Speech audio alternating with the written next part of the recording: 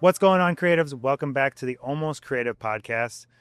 I don't know what episode this is, but I can tell you that I'm joined with Chris today. What's going on, Chris? What's up?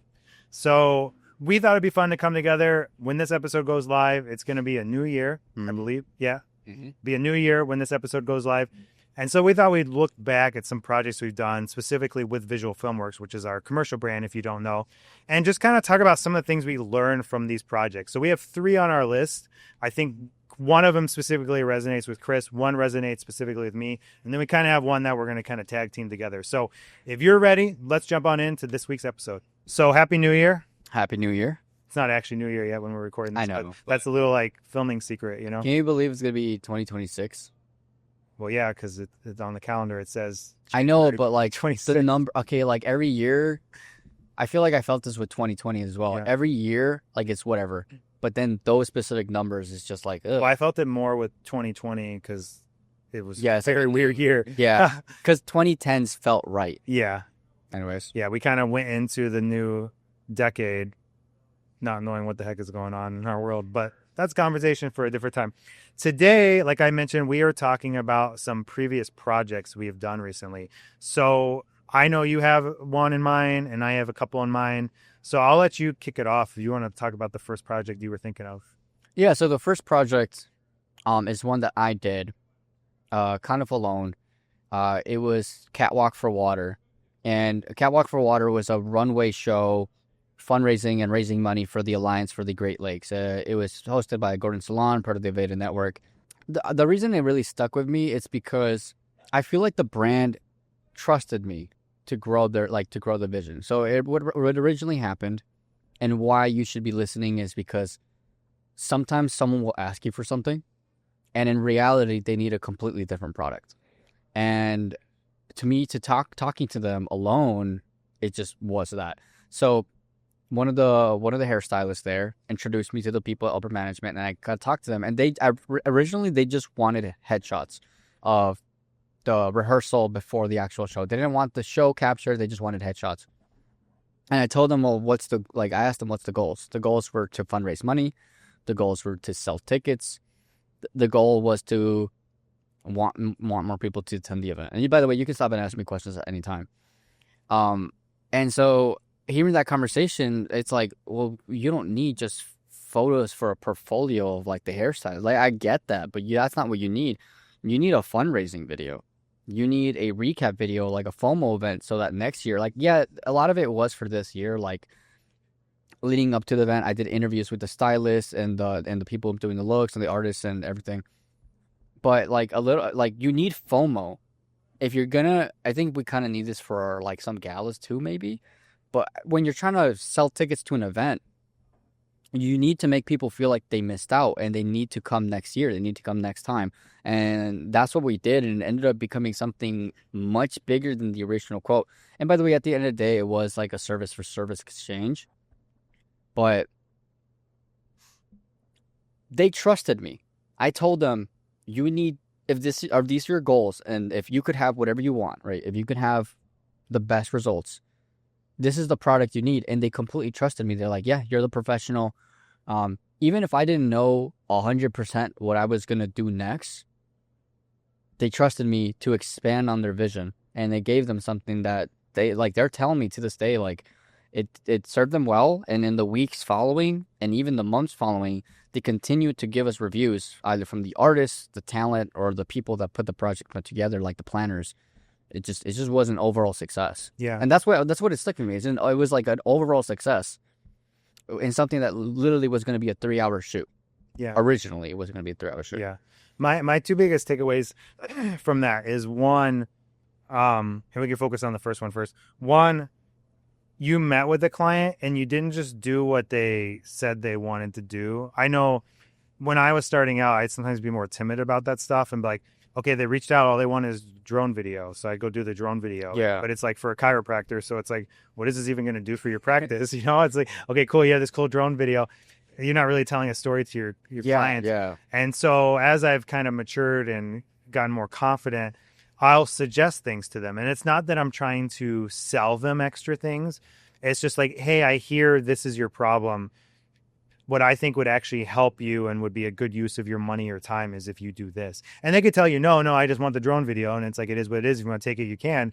But I think you're doing more of a service to someone if you, because they're coming to you because a lot of times they don't know what they need. Like they're like, they've been told by so many people in their industry or outside their industry that they need to start doing more video. So they come to you and they're like, the first thing they think of is like, a drone is cool. Let's get a drone video. And then you basically are the doctor and you're listening to their problems, and then you give them a diagnosis of like help them.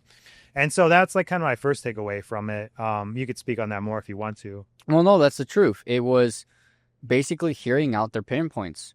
It was like, I've learned to not be a suck up, right? Or like a bootlicker or whatever you want to call it. And so when they're saying we need headshots for these artist portfolios and just something to like promote the event, I instead of just being like, oh, yes, absolutely, I can do that. I'll do overnight delivery. I'll give you this and that. It was like, what's that going to accomplish? And asking, what are you going to benefit from this? And what do you need done? The second takeaway I had was that money isn't always the most valuable thing you can get from like an exchange. You know, usually we think in the form of currency of, okay, I'm going to do this service for you and I want to make money. But there's actually things you could exchange with them that could hold more value. So like you had mentioned the reviews and how what that does is it's building more SEO presence and more credibility by getting all those reviews, which is probably worth more than anything. I mean, it was kind of selfish too, to be honest, because every review we get is Visual Filmworks. I wanted stuff that says Chris did that. But it's now when people search me, they search Visual Filmworks, it's like it shows up and it helps us. Yeah, because this organization may have never had the budget to do this, but if you have the free time to do it and they can offer you something of value like that, you know, it's one thing if it's like, hey, we're going to give you a shout out on the stage. That really might not do much, but for them to give reviews, and if that's like where a lot of your clients come from is Google, then that's like worth its weight in gold. Another thing with the service for service, because I did get paid it, but I also got the exposure to a nationwide event, right? Sorry, a nationwide brand. If I were to agree to the exposure thing and do headshots, whatever, like who cares? Yeah. But because I gave them like promotional videos, I gave them a few, really easy to make, and then a recap video of the event. When they think of my name in the exposure and people who attended, the partners, right? When they see like the exposure of Visual Filmworks, they see this really good product. They don't really care that it's just some headshots. Anyone can take the headshots, but when you have something that tells the story of the brand and the problem you're trying to solve, when you have that sort of exposure, it's good for us. It's good for everyone involved. So like, yes, part of it was exposure, but it was really valuable exposure, the kind that will get you leads. Yeah. Wait a minute. I'm going to pause the episode real quick.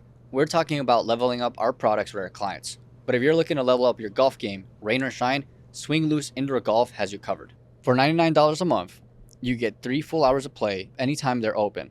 And once you've used those hours, it's only $33 an hour after that. Playing a foursome, that's just $8.25 per person. An unbeatable deal.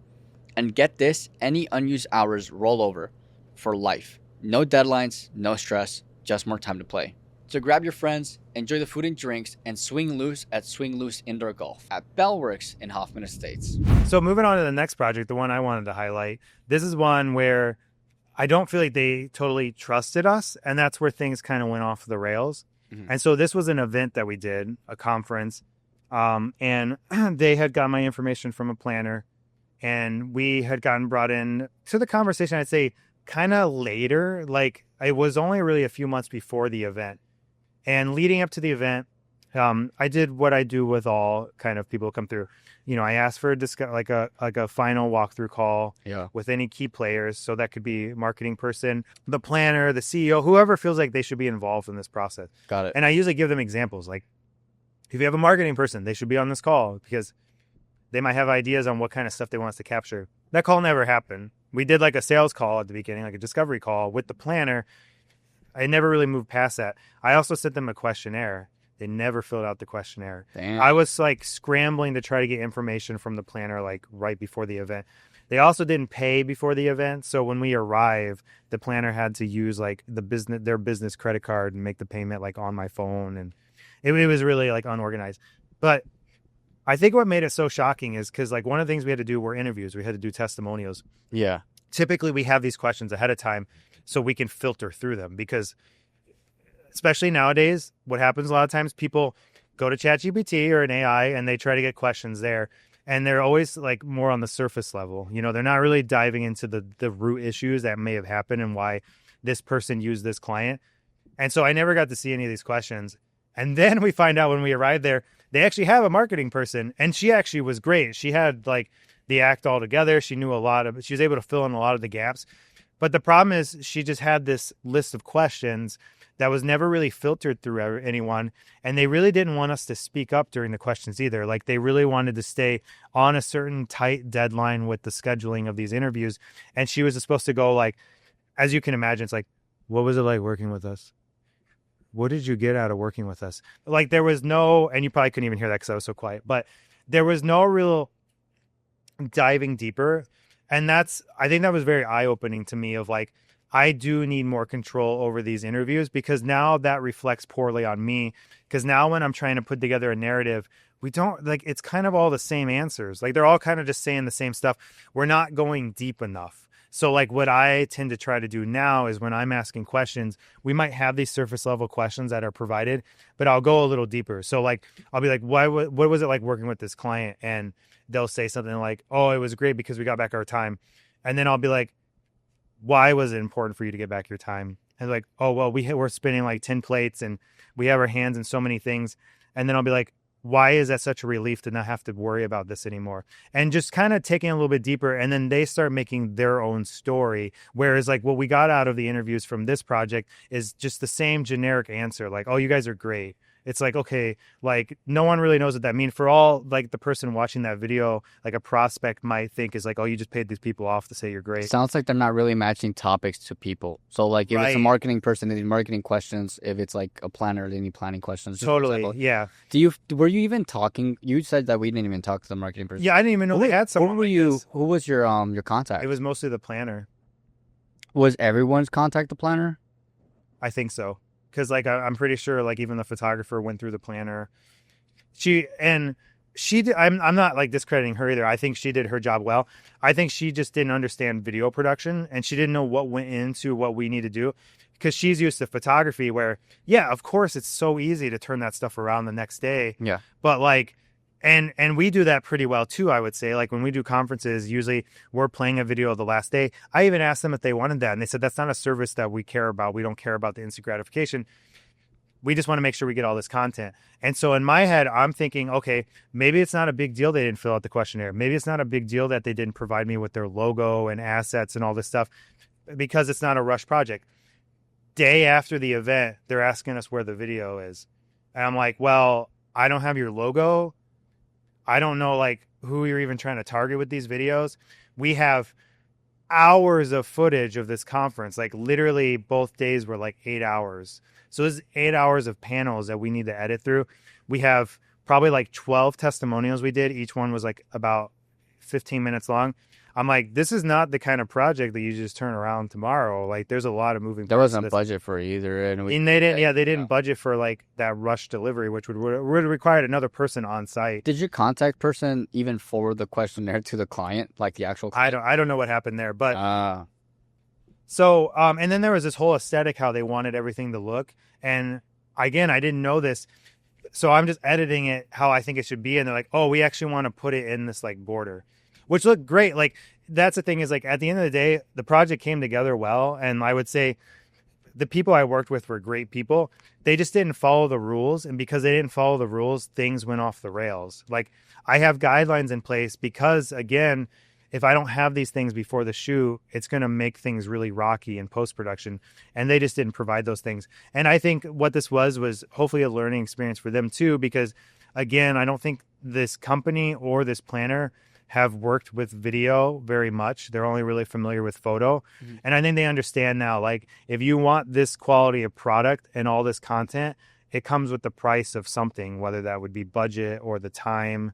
You can't like have, that rule of three, right? It's like quality, quality time and cheap. You can't have all three. Right. Sorry. Yeah. Good quality, fast, cheap. Yeah. This is kind of a leap, but the best clients I say we have, like who get the best products, we've talked to them up through a process. Yeah. It almost makes you feel like we're one of those dojos where it's more relationship than transactional. Right. And maybe the thing is, maybe they have had video, but maybe it was just a transactional thing where like, I don't know. To be honest, I don't know what they wanted, but maybe that's just one of those things. And I think that's the problem too. They didn't know what they wanted in a lot of ways, and they should have looked to us for that guide. Going back to your example, they looked at you as the guide, whereas this one, I didn't feel like they looked at us like a guide. They just looked at us as like another vendor on the checklist. And they're like, oh, they're just going to do what we tell them to do when they get here. But it's like, we can do that, but then like you can't expect the project to be turned around quickly enough, because it's like, now we're waiting for you to give us stuff. I mean, a lot of the stuff that you're mentioning, like we didn't even know until we were on set. Right. And like you have to like be the marketing prepared. person, for example, like I should have been talking to her ahead of time because she had all these ideas. Well, also remember we were kind of scrappy because they wanted every stage recorded, and we didn't really know that. Oh, and that was the thing too. See, this is again stuff we would have discussed. We dedicated one of our angles to a wide shot, because typically when we do this stuff, like You get close. they want a combination of different angles. They're like, we don't want any of that. It's like, well, we just pretty much wasted that angle. That could have been a better angle or something, you know. But again, we weren't able to have these conversations ahead of time. So we're just doing what we think would be best, but it's not even what they need. So, Yeah. but this was a good experience, and these both happened in the same year. So the transition from there, then I feel like I learned a lot from this project. And we actually had a manufacturing client that came around like a few months after that. And I feel like I was more prepared to really be on top of them to make sure I get the information. Because again, this was a project too that grew into something bigger. You know, when they reached out to me, it was one video for one location. After talking with them and discovering with them, we found they had multiple locations, and they all kind of did multiple things, and that they were coming together under this one umbrella. And so I had kind of recommended them like, hey, we could do this one video and it's going to maybe be like $7,000 or something.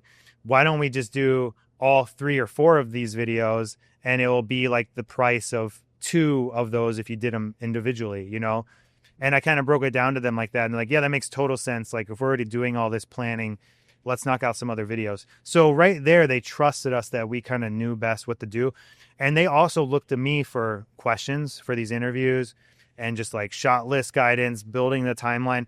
They put it all into our hands, I would say, for the most part. And then when we got to the day of, I think I learned a lot from that other shoot about not just having surface level questions. Yeah. And I really was trying to dive deep in like, what is the thing I want to get from this person? Because a lot of our interviews were with their employees. We had a variety. We had Yeah. employees, we had management, we even had the family founder, like Right. the family founder. And again, that was a Yeah. suggestion of mine. I'm like, can we bring them in? They live in Arizona. Can we fly them in Yeah. to do this interview? Because I think it's going to make it more impactful. And what's really cool is because I feel like we had control, this probably would have just been your typical cool looking manufacturing video. gimbal But, shots yeah, everywhere. but we integrated Yeah. this like emotional layer to it that you don't normally see in manufacturing videos. And I think that's just because we had that control, and they loved how everything came out. And there was hardly any post-production needed. Like there were like hardly, I mean, there was post-production. I take that back. There was post-production. There was hardly any revisions needed, because they had trusted us from the beginning. So what we envisioned for this project with them as a team, it's how it turned out in the final video. That's crazy to say because they came to you basically saying we need one video for one manufacturing plant. Yeah. And then you're asking them questions and they're throwing out names of these other facilities and you're like, wait, what's going on here? Yeah. And then now we have, was it 5 videos, right? 4 video. Well, I guess if you count the sizzle. Yeah, 5. yeah. So there was 4 videos talking about their story of each plant and then overall one. And then it was a sizzle video for Yeah. them to show it to their clients of like, hey, these are the parts we make for you to buy. Yeah. What's What's cool too is by diving deeper with the interviews, each one kind of has the vibe of that location. Yes. They all feel like different places. Well, they all were built different and then Right. they came together. Right. And so that was really cool too. Another aspect of the interview portion, and this is again something that I was talking to them and they were hesitant about it. And I actually was kind of hesitant about it too. But they had mentioned to me that most of their employees speak Spanish. We had talked about essentially merging both English and Spanish into these interviews. And it was kind of a risky thing because, like, you know, now you have to rely on subtitle as well. But it was so worth it because when I still remember. I feel so bad. You know, like these are just people who work the lines of these places. They're not camera people at all. They probably have never been on camera. A lot of them probably don't like getting their photo taken. And here we are sitting them down in a chair. They probably feel like they're about to be interrogated because there's lights around them. Yeah. We're putting a mic on them. We would at first talk with them for a little while to make them feel comfortable. And we would start with the English questions. And it was so rough. Like, no emotion, very surface level answers, not the best answers. So Brandon was there, and I would have Brandon then jump in and take some of the questions and translate them into Spanish and let them answer in Spanish. Man, they like lit up. Like you could just tell they love working at this place. You could see the emotion in the way they were talking. And even though like if you don't speak Spanish, you might not really know what they're saying. You have the subtitles you can read, but the way their face looks is just so much better. You know, like they just look like they want to be there, and they just really look like they're passionate about what they're talking about. And we could have been strict and been like, no, we're going to do this all in English, and we wouldn't have had like half the interviews that we had. I think there was even a conversation where we were talking about making it all in English and dubbing it in Spanish or something, but we said no to go with the mixed one. I mean, you have it right. It just sells the story a lot more of the people who work from, like, it tells the story of, like, the executives, management, and the workers actually on the lines. Yeah. Yeah. And it was cool, too, because when I would ask the surface level questions, like, we'd start with the surface level. Yeah. I'd get surface level answers. And then I would say, like, why do you say that? And then you really got to learn, like, why these people actually love working here, because let's be real. I think a lot of people work 9 to 5 at these plants, and they don't care about the plant. They don't care about management. They feel like management doesn't care about them. And I would dive deeper in these questions, and you really found that like management really cared about these people. Like they're not, I mean, I guess they're technically being paid, but like they're just getting paid a salary. They're doing this out of their own free time to do these interviews, and they had all great things to say. But I don't know if I would have got those great things out of just like, what do you like working about? What do you like about working here? You know? Yeah. And even like with the second client that we talked about, where you have a list of generic questions of like, why do you think this? Why do you think that? You're not going to be asking the chemist on the team trying to find coatings, right? Yeah. You're not going to ask him about marketing.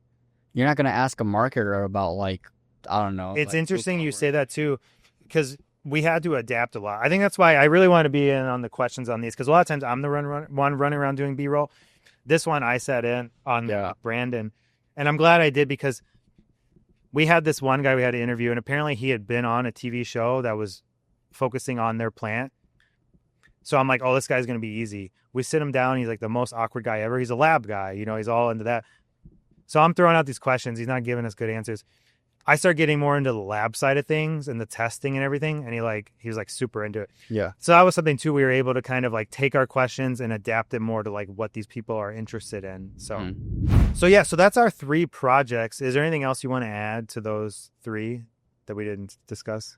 I think the big takeaway here is that we learned that when a client trusts us, and I keep saying it, but to expand on their vision, like they trust us as creatives, there's some good things that come of it.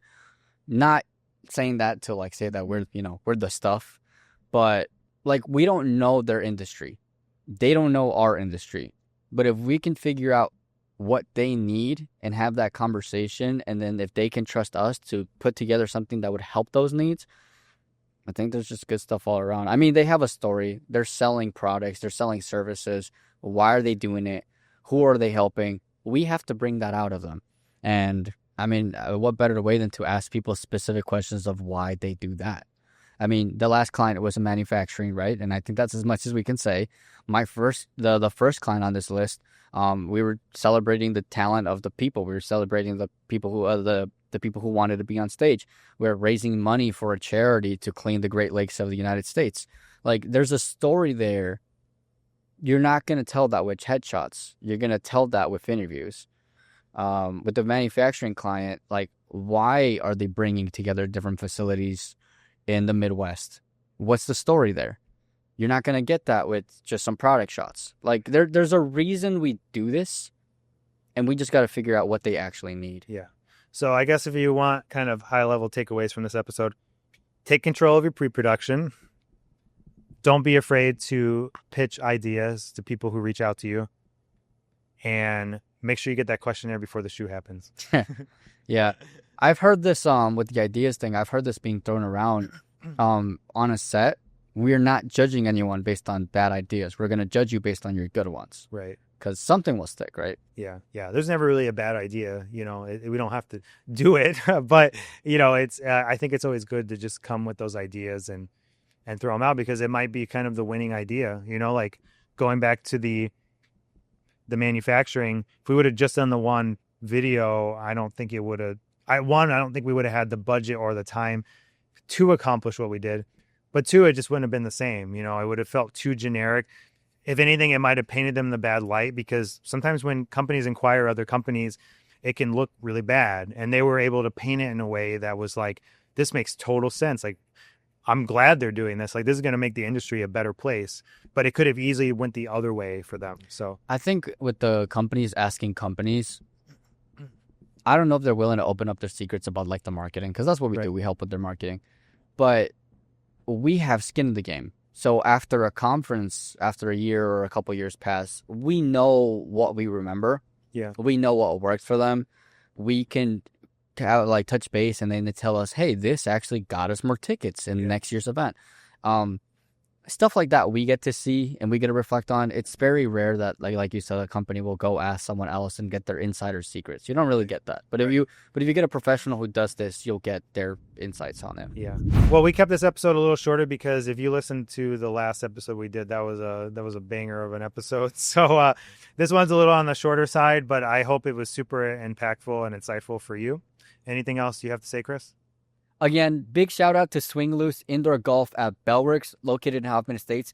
They let us use their bay to record our episodes, and honestly, it's been a lot of fun. But they have the TrackMan system, which could definitely teach you. It tracks your data, it looks at your swing, it records you, and gives you feedback for you to improve your golf play. I think if you came in here with your gimbal, you think it could track like your gimbal movement and see if like you squat enough when you're walking with your gimbal? That's so weird. I don't know. I do know that it looks at the way you swing, how stiff your arms are, like so coming with like your. There's a lot of data in that, man. Anyways, thank you to Swing Loose Indoor Golf for sponsoring this episode. Guys, stay tuned. We're going to give you a lot of value in 2026. If you are an aspiring creative, or this is what you do, but you want to grow full-time or grow your business, we bring on professionals to talk about how they do what we do. Stay creative.